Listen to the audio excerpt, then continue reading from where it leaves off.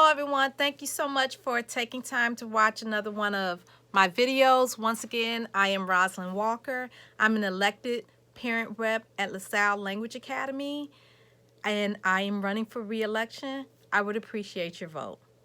I wanted to spend another little bit more time talking about discipline because there has been so much going on with discipline this school year that just one video was not going to do it. So I wanted to do a part 2. Discipline has been a really big topic. Some of our children had a difficult time adjusting to being back in person. Even with that being the case, we know that that happened at other schools, some more than others. However, over the last couple of months, I've never in my 8 years seen discipline problems at LaSalle the way they've been recently. I was shocked to watch those town halls and to hear about frequent fights and children cursing at teachers or staff. These are things that you would hear about once or twice a year at LaSalle. And so the problem is LaSalle has a long-standing history of systemic issues when it comes to discipline problems. The reality is LaSalle does not do a good job documenting and communicating conflicts. I've personally witnessed this with my own children, and I know of other parents who have witnessed this as well. Let's say, for example, 2 children have a conflict in art class. The art teacher decides, hey, I'm a competent teacher. I'm going to handle this myself.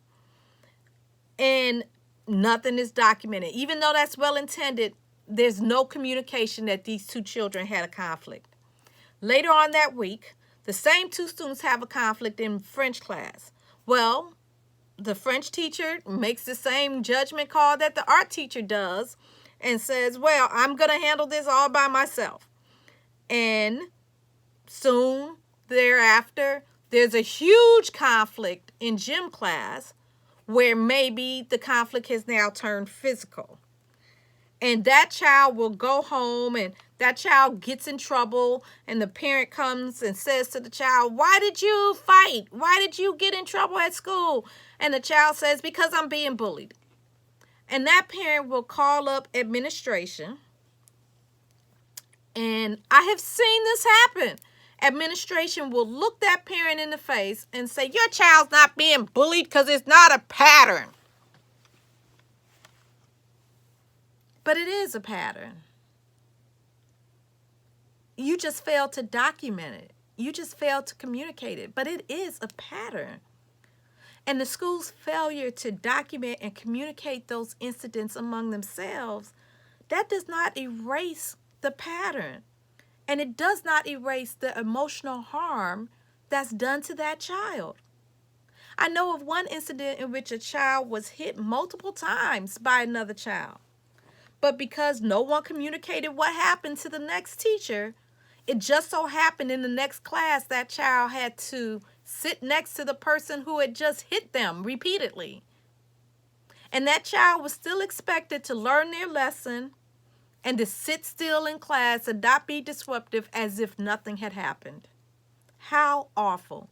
How absolutely awful. In the last couple of weeks, I have been excited to hear the school exploring more productive ways of discipline. In particular, I do like this idea of a restorative day replacing in-school suspension. I definitely think this approach is more productive than putting children in in-school suspension and basically they sit there all day and pout and do busy work. However, I do want to caution parents. I don't want the school to get all the benefits of an in-school suspension, but then the parents lose all of the rights attached to an in-school suspension.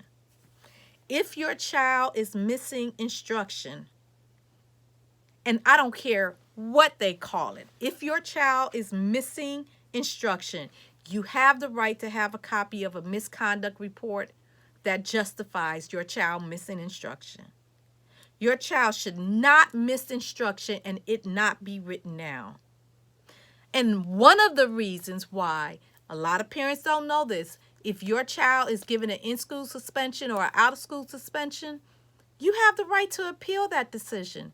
You can write to the network chief and ask them to review that discipline and give your reasons why you don't think your child should have received this consequence. Another thing that you have the right to do when your child gets an in-school or out-of-school suspension, that goes on their record. That goes on their permanent record.